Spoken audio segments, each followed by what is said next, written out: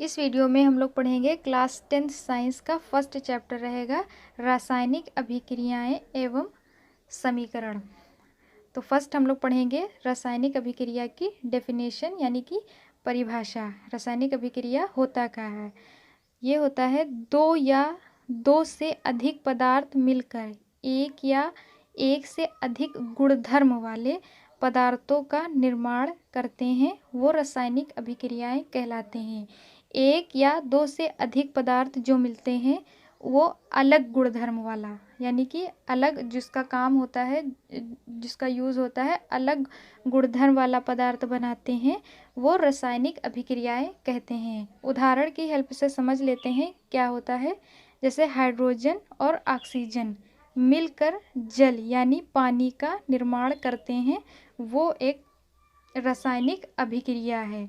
Hydrogen क्या है? ये एक गैस है। और ऑक्सीजन क्या है? ये भी एक गैस है। दो गैस मिलकर एक पानी का निर्माण करते हैं। देखो, और हाइड्रोजन जो होता है वो आग को जलाने के काम में आता है और ऑक्सीजन भी आग को जलाने के काम आता है, लेकिन अलग गुणधर्म वाले। ठीक है, इसमें लिखा गया अलग गुणधर्म वाले।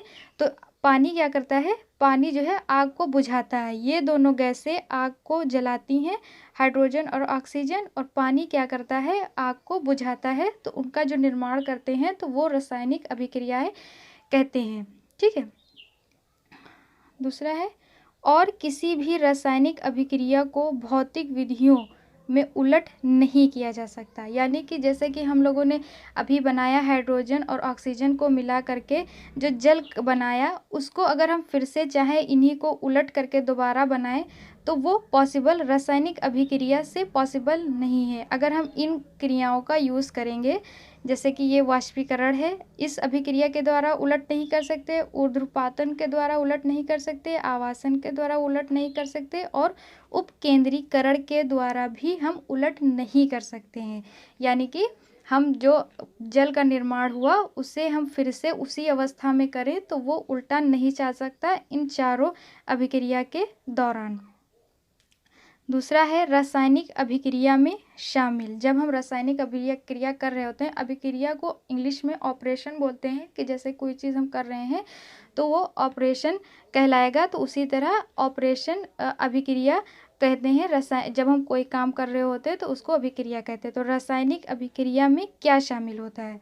तो रासायनिक अभिक्रिया जब हम कर रहे होते हैं तो अवस्था में परिवर्तन होता है। रासायनिक अभिक्रिया करने से पहले या करने के बाद में अवस्था में परिवर्तन हो जाता है, हो सकता है और हो जाता है। पहले कोई चीज़ और होती है और बाद में जब वो पूरी उत्पाद जब बन जाता है तो उसका अवस्था में परिवर्तन हो जाता है। रंग में भी परिवर्तन हो जाता है कि जब रासायनिक अभिक्रिया के दौरान पहले कुछ रंग होता है और जब बाद में उत्पाद बनता है तो वो रंग में भी परिवर्तन हो जाता है। ताप में परिवर्तन, ताप कम और ज़्यादा भी हो जाता है रासायनिक अभिक्रिया के दौरान।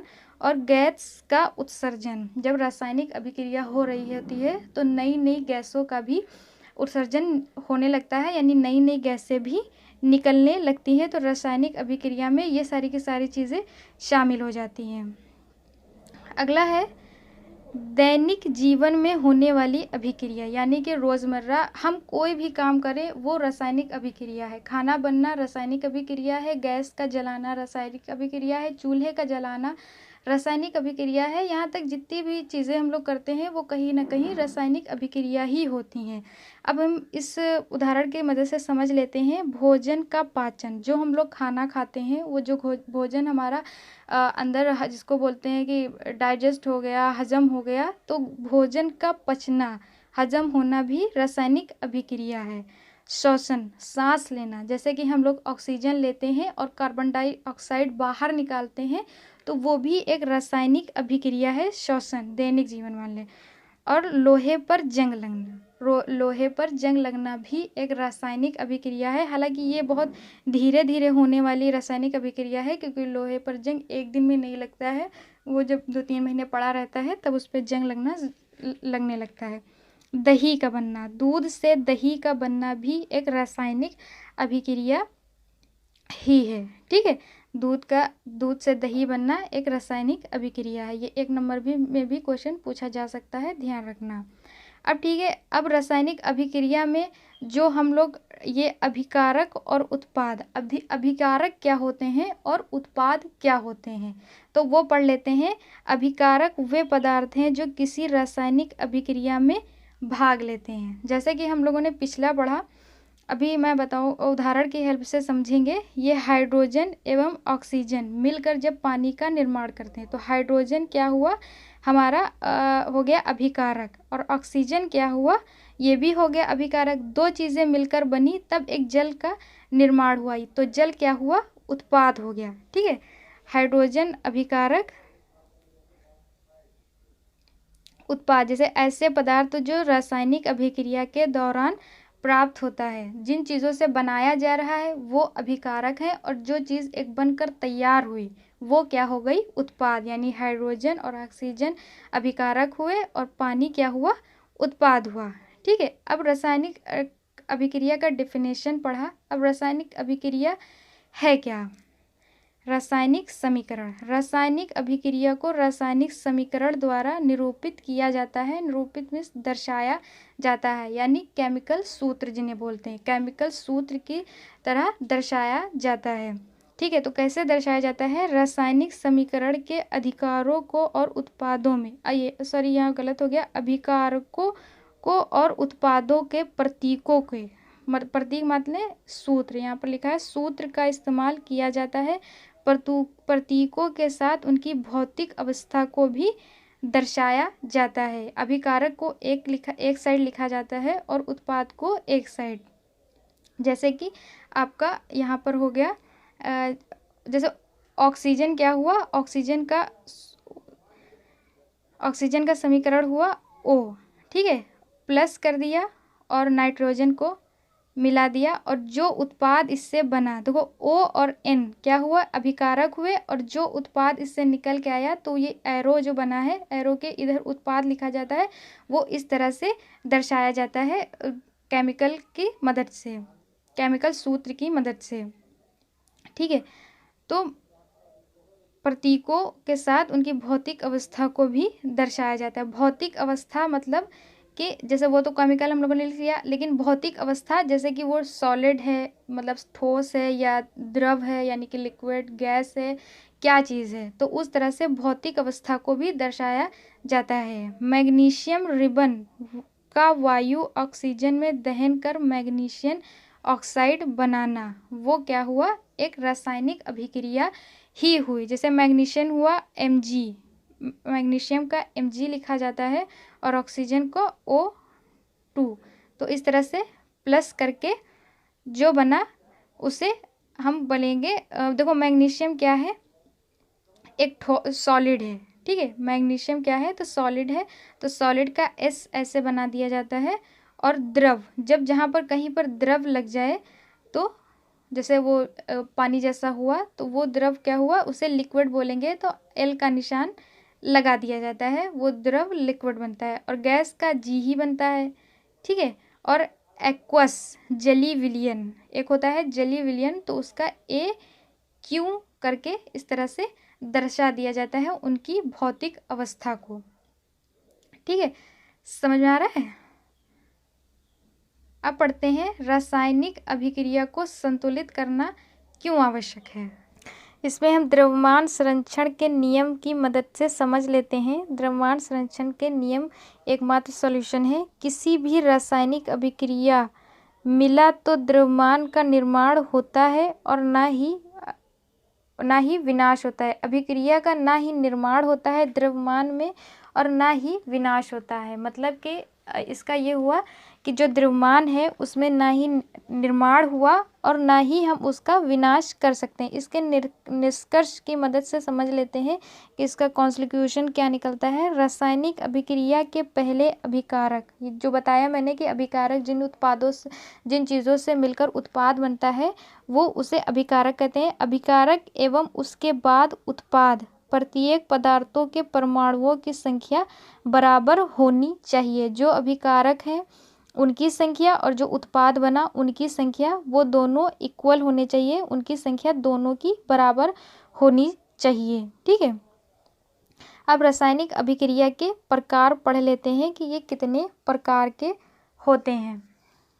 संयोजन अभिक्रिया, ठीक है। तो संयोजन अभिक्रिया में क्या होता है, इस अभिक्रिया में दो या दो से अभिकारक मिलकर एक उत्पाद का निर्माण करते हैं, यानी कि एक उत्पाद बनाते हैं। मतलब अभिकारक की संख्या तो दो हो सकती है, लेकिन जो उत्पाद बनेगा वो एक ही बनेगा उत्पाद, उसे कहेंगे संयोजक अभिक्रिया। अब हम लोग उदाहरण की मदद से समझ लेते हैं कि ये क्यों होता है। जैसे कि यहाँ पर ए और बी दर्शाया गया, ये क्या हुआ, ए और बी क्या हुआ, हमारे अभिकारक हो गए। तो ये दो हुए, ए और बी दो मिलकर दो हो गए, और जो एरो के बाद जो उत्पाद बनता है जो सी है, यानी कि जो सी उत्पाद बना, तो वो क्या हुआ कि वो एक संयोजन क्रिया में वो उत्पाद बन गया। दो अभिकारक हो गए और जो उत्पाद बना एक, वो सी हुआ, तो वो एक अकेला संयोजन क्रिया हो गया। अब उदाहरण के मदद से समझेंगे कि जैसे कोयले का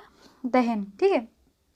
तो कोयला क्या है, कार्बन, ठीक है। कार्बन का सी लिखा है और कार्बन का सूत्र होता है सी, और एस जो होता है भौतिक अवस्था में, जो मैंने बताया कि भौतिक अवस्था के एस लिखे जाते हैं, यानी कि वो सॉलिड। तो कोयला जो है सॉलिड है, इसलिए एस बनाया गया, और प्लस जमा का निशान प्लस O2, यानी कि ऑक्सीजन, ऑक्सीजन गैस है। तो इस तरह से दोनों अभिकारक मिलकर एक उत्पाद उन्होंने बनाया CO2, यानी ऑक्सीजन गैस का निर्माण किया। अब दूसरा है जैसे जल का निर्माण, ठीक है। तो ये क्या हुआ, 2H2 हो गया हाइड्रोजन, हाइड्रोजन का भौतिक हुआ G, यानी कि गैस है, और O2 ऑक्सीजन। तो इन्होंने दोनों चीज़ों ने बनाया, दोनों अभिकारकों ने एक उत्पाद का निर्माण किया 2H2O। तो 2H2O यानी कि ये द्रव हुआ, लिक्विड द्रव हुआ। तो द्रव का लिखेंगे लिक्विड, लिक्विड का L का चिन्ह इस तरह से बना सकते हैं। उसी तरह है वियोजन अभिक्रिया नंबर 2, वियोजन अभिक्रिया, ठीक है। तो एक अभिकारक टूटकर दो या दो से अधिक उत्पाद में बदल जाए तो उसे वियोजन अभिक्रिया कहते हैं। देखो जैसे संयोजन अभिक्रिया, जैसे दो अभिकारक होंगे एक उत्पाद बनाएगा, लेकिन इसमें एक अभिकारक होगा और दो उत्पाद बनाएंगे। ए हो गया हमारा अभिकारक और जो उत्पाद बना B + C, ये हो गया उत्पाद। अब इसमें भी तीन तरह से लिखा जाता है, ऊष्मीय वियोजन, विद्युत वियोजन और प्रकाशीय वियोजन। तो इस तरह ऊष्मीय वियोजन, विद्युत वियोजन और प्रकाशीय वियोजन को कैसे हम लिखेंगे, तो हम दूसरे तरफ देखते हैं। ऊष्मीय वियोजन यानी कि ऊष्मीय वियोजन, अभिकारक का ऊष्मा गर्मी द्वारा किया गया वियोजन। मतलब किसी अभिकारक में ऊष्मा का वियोजन करना, जैसे गर्मी उसमें ऐड कर देना, तो उसका वियोजन, उससे जो चीज़ें बनती हैं, जैसे CaCO3 वो हो गया कैल्शियम कार्बोनेट, जो कि एक ठोस है। तो ठोस के लिए S लगा देंगे। तो उस अभिकारक में इसमें ऊष्मा प्रदान कर दी गई, तो इससे क्या हुआ, इसको गर्म किया जाएगा, तो इससे दो उत्पाद निकलेंगे। मतलब ऊष्मा जब प्रदान की जाएगी तो इससे दो उत्पाद निकलेंगे, जैसे CaO यानी कैल्शियम और CO2 गैस, इसे कहेंगे ऊष्मीय वियोजन। जब ऊष्मीय वियोजन को, मतलब ऊष्मा को गर्म कहा जाता है, तो ऊष्मा जब उसमें ऐड करेंगे तो दो गैसें निकलेंगी। अब उसी तरह है विद्युत वियोजन। विद्युत वियोजन यानी कि विद्युत धारा, जब उसमें हम बिजली ऐड करेंगे, बिजली के प्रवाहित होने के कारण होने वाला वियोजन। किसी भी अभिकारक में बिजली जब उसमें ऐड करेंगे, विद्युत धारा ऐड करेंगे, तो उसमें होने वाला वियोजन। जैसे कि विद्युत वियोजन है ये 2H2O यानी कि जल, जल क्या है, द्रव है, तो इसके लिए लिक्विड। 2H2O में जब हम बिजली धारा प्रवाहित करेंगे तो क्या बनेगा, 2H2 गैस और O2 गैस में प्रवाहित हो जाएगा। तो ये क्या हो जाएगा, विद्युत वियोजन। जब बिजली किसी अभिकारक में ऐड करने से दो चीज़ें बन जाए तो उसे विद्युत वियोजन कहते हैं। ऐसे है तीसरा प्रकाशीय वियोजन, यानी कि सूर्य के प्रकाश की उपस्थिति में होने वाला वियोजन। जब किसी अभिकारक में सूर्य की उपस्थिति कर दी जाए तो उसमें होने वाला वियोजन। देखो 2AgCl एस यानी कि सिल्वर क्लोराइड। और सिल्वर क्लोराइड क्या है, वो एक सॉलिड है, तो इसके लिए SAgCl में जब सूर्य का प्रकाश ऐड किया गया, यानी सूर्य का प्रकाश में जब उसे रखा गया, तो उसमें से क्या निकला, सिल्वर क्लोराइड में बदल जाएगा। सिल्वर ये हो गया और ये हो गया क्लोरीन, A2Ag यानी सिल्वर, S हो गया उसका अभिकारक, और Cl यानी गैस। दो चीज़ें जब सूर्य का प्रकाश इसमें जब ये सूर्य के प्रकाश में चीज़ें रखी गई 2AgCl, तो ये एक सिल्वर और क्लोरीन में बदल गया, तो इसे कहेंगे प्रकाशीय वियोजन, यानी सूर्य के प्रकाश से होने वाला वियोजन। इससे अभिक्रिया का उपयोग, देखो ये जो अभिक्रिया है प्रकाशीय वियोजन, ये काफ़ी इम्पोर्टेंट होती है। इससे अभिक्रिया का उपयोग स्वयं श्वेत फोटोग्राफी में, जो फोटो आपके प्रिंट किए जाते हैं, उस अभिक्रिया में प्रकाशीय वियोजन का उपयोग होता है। काफ़ी इम्पोर्टेंट है, 1 नंबर में भी क्वेश्चन पूछा जा चुका है, तो आप लोग थोड़ा ध्यान दे दीजिएगा। अब आई विस्थापन अभिक्रिया। विस्थापन अभिक्रिया है क्या है, किस अभिक्रिया में अधिक क्रियाशील तत्व कम क्रियाशील तत्व को उसके यौगिक से विस्थापन कर देता है, कि उसे बदल देता है। तो Fe क्या हुआ, देखो किसी अभिक्रिया में अधिक क्रियाशील तत्व कम क्रियाशील तत्व को उसके यौगिक के विस्थापन से कर देता है, तो उससे क्या कह लेते हैं। अब इसके उदाहरण के से समझ लेते हैं। जैसे ये Fe है, तो Fe लोहे के लिए कहा जाता है। Fe किसको कहा जाता है, लोहे के लिए उपयोग किया जाता है। लोहा क्या है, सॉलिड है।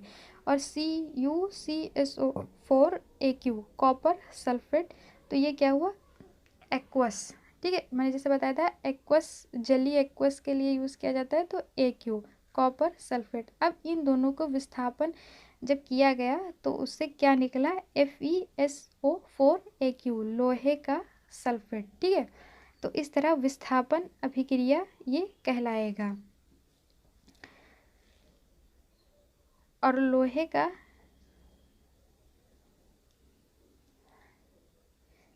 Cu कॉपर का होता है, और कॉपर क्या होता है, सॉलिड। ठीक है, तो ये कॉपर कहलाएगा।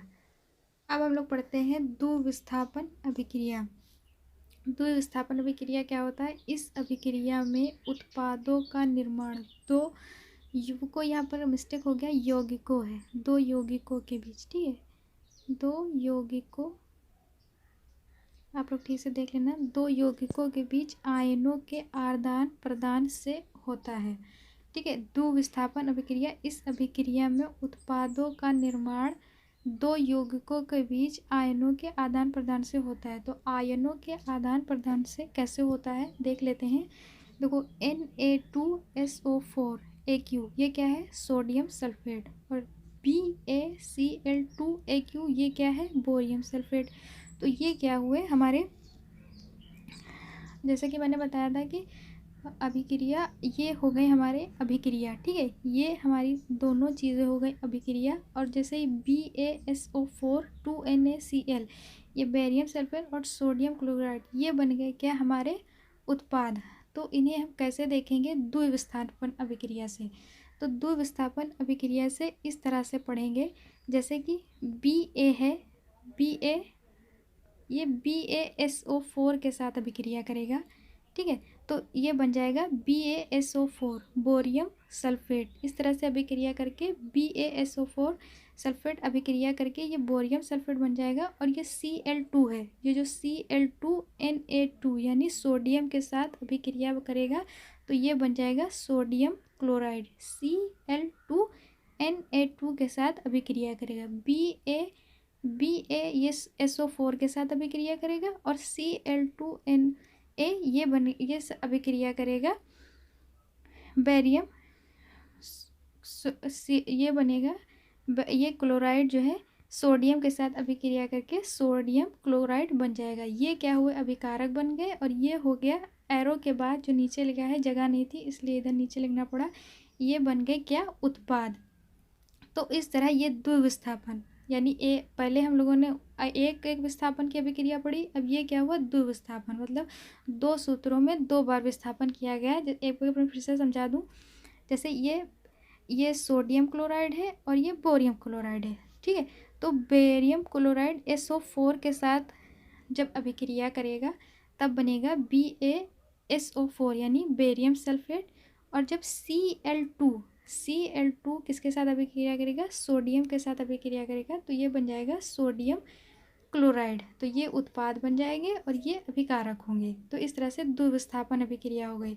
तो बेरियम सल्फेट, अब बेरियम सल्फेट के अविलीय अवक्षेप का निर्माण होता है, कहाँ होता है, तो बोरियम सल्फेट क्या होता है, बोरियम सल्फेट ये होता है जैसे कि एक ये कंटेनर आपकी बाल्टी है भरी हुई है, ठीक है, और इसमें पानी भरा हुआ है, इस बाल्टी में पूरा पानी भरा हुआ है, लेकिन पानी के नीचे कभी कभी देखा होगा आपने, एक सफ़ेद सफ़ेद सी परत जम जाती है।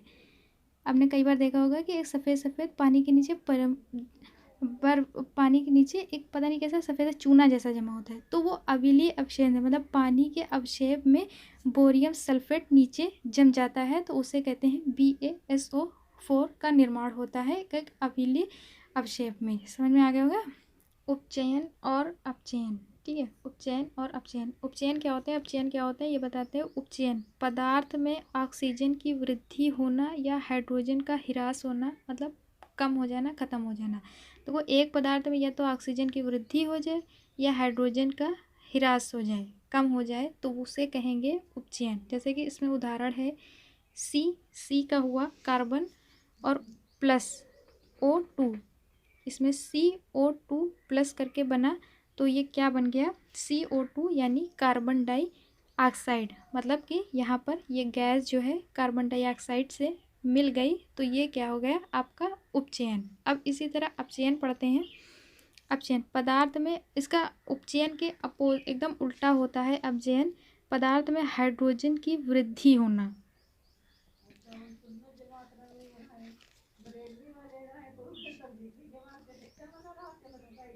पदार्थ में हाइड्रोजन की वृद्धि होना या ऑक्सीजन का ह्रास होना, बिल्कुल उल्टा हो गया है। जैसे इसकी मात्रा से समझ लेते हैं, CuO मतलब कॉपर डाइऑक्साइड, और H2 क्या हुआ, हाइड्रोजन।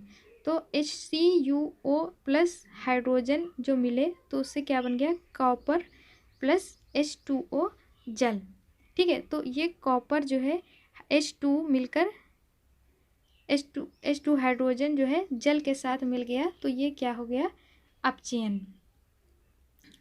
अब पढ़ते हैं दैनिक जीवन में उपचयन अभिक्रिया का प्रभाव। जब हमारे दैनिक जीवन में, रोज़मर्रा के जीवन में उपचयन मतलब ऑक्सीजन जब जुड़ती है, तो उसका प्रभाव हमारी ज़िंदगी पर क्या पड़ता है। तो संचारण, जब कोई धातु, ठीक है, जब कोई धातु, जैसे कोई भी धातु, जैसे लोहा, चांदी या कोई भी धातु आर्द्रता, वायु, पानी, अम्ल, इन चारों के संपर्क में, आदि के संपर्क में आती है, तब धातु संचरण हो जाता है। यहाँ पर संचारित नहीं, संचरण हो जाता है, मतलब खराब होने लगता है। किसके, जब कोई धातु किसके में, आर्द्रता, वायु, पानी, अम्ल आदि के संपर्क में आती है, तो उस धातु का संचरण हो जाता है। तो उदाहरण की मदद से जैसे समझते हैं, लोहे पर जंग लगना, जब कोई लोहा काफ़ी टाइम तक पड़ा रहता है और उस पर वायु लगती है, पानी लगने लगता है, आर्द्रता, अम्ल, ये तीनों चारों चीज़ें लगती हैं, तो उस पर क्या होता है, जंग लगने लगता है। जंग लगने लगता है तो वो संक्षारण, उस विधि को संक्षारण कहते हैं। चांदी, सिल्वर पर काली परत चढ़ जाना, जब कोई चांदी ज़्यादा दिन तक ऐसे ही रहे, उस पर ऑक्सीजन, पानी, वायु सारी की सारी चीज़ें लगती है, तो उसका क्या होता है, संक्षारण होने लगता है। उसी तरह तांबे पर हरी परत जम जाती है, उसे भी संक्षारण करना ही कहते हैं। अब आया विकृगंधिता। विकृगंधिता क्या है, विकृगंधिता वसायुक्त और तेली खाद्य सामग्री में वायु के संपर्क में आने पर, जब कोई खाना वसायुक्त या तेली खाद्य वायु के संपर्क में आने पर उपचारित हो जाती है, मतलब कि खराब हो जाती है, जिसमें उसके स्वाद और गंध में परिवर्तन हो जाता है, जैसे कि खाना सड़ जाता है। अब खाना 2-3 दिन तक रखा रहेगा तो वो खाना सड़ेगा ही सड़ेगा, जिसमें उसमें स्वाद और गंध में परिवर्तन हो जाता है। ठीक है, तो जैसे कोई पैकेट्स वाला खाना होता है या डिब्बे बंद वाला खाना होता है, तो हम लोग सोचते हैं कि ये क्यों नहीं ख़राब होता है, तो उसमें उस खाने के साथ साथ उसमें नाइट्रोजन गैस भी भर दी जाती है, जिसके कारण वो खाना ख़राब नहीं होता है। नाइट्रोजन गैस के कारण खाना ख़राब नहीं होता, वो नाइट्रोजन गैस हमारे खाने को सेव रखती है। रासायनिक अभिक्रिया के प्रकार। अभी तक हम रासायनिक अभिक्रिया के प्रकार पढ़ रहे थे, अब ये पढ़ेंगे तापमान के आधार पर। अब इसे पढ़ेंगे तापमान के आधार पर। तो ऊष्माक्षेपी अभिक्रिया। ऊष्माक्षेपी अभिक्रिया क्या होती है? जिन अभिक्रियाओं में उत्पाद के निर्माण के साथ साथ ऊष्मा का भी उत्सर्जन होता है। ठीक है, उत्सर्जन होता है जैसे कि कोई भी हम उत्पाद बना रहे हैं, उस उत्पाद के निर्माण के साथ साथ हमें ऊष्मा भी प्राप्त हो, ऊष्मा गैस का भी उत्सर्जन होता है, तो उसे कहते हैं ऊष्माक्षेपी। जैसे प्राकृतिक गैस का दहन, नेचुरल गैसों का जैसे हम लोग दहन करते हैं, उदाहरण की हेल्प से समझेंगे। जैसे कि ये CH4 है, यानी कि मीथेन गैस। CH4 यानी मीथेन गैस, तो गैस है तो गैस का G बनाएंगे, और O2 ऑक्सीजन। अब इन दो अभिकारकों को मिला देंगे तो इससे जो उत्पाद बनेगा, जो CO2 यानी कार्बन डाइऑक्साइड और 2H2O यानी कि जल। और जल हमारा किस फॉर्म में है? जैसे कि यहाँ G बना है तो गैस की फॉर्म में है, यानी कि वाष्प है।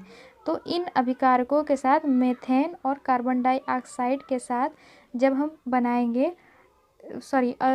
मीथेन और ऑक्सीजन के साथ जब हम अभिक्रिया करेंगे, जो उत्पाद हमारा बनेगा वो बनेगा कार्बन डाइऑक्साइड और जल। ठीक है, वो उत्पाद बनेगा, लेकिन उस उत्पाद के साथ साथ क्या बना? हमारी ऊष्मा भी बनी, ऊष्मा भी विसर्जन हुई। तो जो उत्पाद बना, उस उत्पाद के साथ साथ हमें ऊष्मा भी मिलती है, ऊष्मा का विसर्जन भी हो रहा है, तो उसको कहेंगे ऊष्माक्षेपी अभिक्रिया। अब ऊष्माशोषी अभिक्रिया आता है। ठीक है, ऊष्माशोषी अभिक्रिया क्या है? ये इसका बिल्कुल अपोजिट है। इसमें अब इन अभिकारकों के साथ जो उत्पाद बनता है उसमें ऊष्मा हमें मिलती है, लेकिन इसमें क्या होगा कि इसमें इन अभिक्रिया में अभिकारकों को तोड़ने के लिए ऊष्मा प्रकाश, जैसे कि ऊष्मा प्रकाश विद्युत ऊर्जा की आवश्यकता होती है। जैसे कि मान लीजिए कि हमारे पास कोई बी अभिकारक है। ठीक है, कोई बी अभिकारक, ये क्या हुआ? बी अभिकारक। अब इसको तोड़ने के लिए हमें क्या होगा? जैसे इस ऊष्माक्षेपी अभिक्रिया में हमको इसके ऊष्मा का विसर्जन होता है, लेकिन इसमें क्या होगा कि ऊष्मा प्रकाश विद्युत ऊर्जा की आवश्यकता, इसको तोड़ने, इस अभिकारक को तोड़ने के लिए इसमें हमें अपनी तरफ से डालनी पड़ेगी। जैसे ऊष्मा प्रकाश विद्युत ऊर्जा की आवश्यकता इसमें अपनी तरफ से डालनी पड़ेगी, तो ये कहलाएगा ऊष्माशोषी। ऊष्माक्षेपी अभिक्रिया में हमें ऊष्मा का विसर्जन होता है, और ऊष्माशोषी में हमें जो है इस अभिक्रिया में अपनी अलग तरह से गैस, इस अभिक्रिया को तोड़ने के लिए अपने पास से गैस डालनी पड़ती है। तो ये डिफरेंस होते हैं ऊष्माक्षेपी और ऊष्माशोषी अभिक्रिया में। तो इसके साथ ही आपका चैप्टर हो जाता है ख़त्म। सो फ्रेंड्स, वीडियो बनाने में बहुत मेहनत लगती है, तो अगर समझ में आ गया होगा पूरा चैप्टर तो वीडियो को प्लीज़ लाइक करना और चैनल को सब्सक्राइब कर देना। मिलते हैं नेक्स्ट वीडियो में, तब तक के लिए जय हिंद।